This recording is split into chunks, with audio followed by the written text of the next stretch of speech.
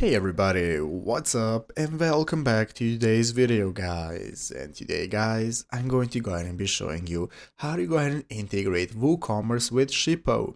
This is a very simple thing to do, so make sure to watch this quick and easy video till the very end, follow my steps correctly so you can make sure that this works the same for you and you can do this yourself. But yeah guys, let's get straight into it.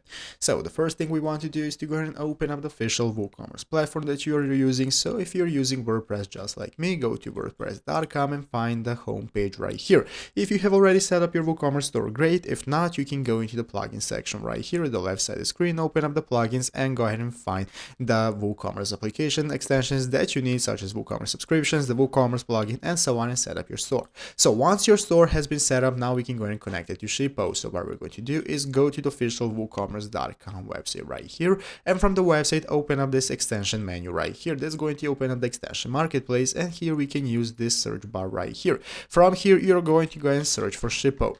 So go ahead and search for it, and as you can see, this is going to be the first result. You're going to go ahead and be able to see the Shippo extension that you can go ahead and use to fulfill orders faster with automation, seamless tracking, and easy returns, plus save up to 90% on top carriers. So there you have it. You can go ahead and try this Shippo extension for free, or go ahead and install it, and it requires a subscription. So once you've installed it, it's going to enable you to go ahead and follow the steps that you need to use and to follow and input all the info for connecting your WooCommerce store you have just set up right here with Shippo directly. And this is how you can go ahead and combine those two platforms and integrate one into another. So I hope this video was helpful. If it was, make sure to leave a like, subscribe to the channel. So thanks for watching, take care, and bye.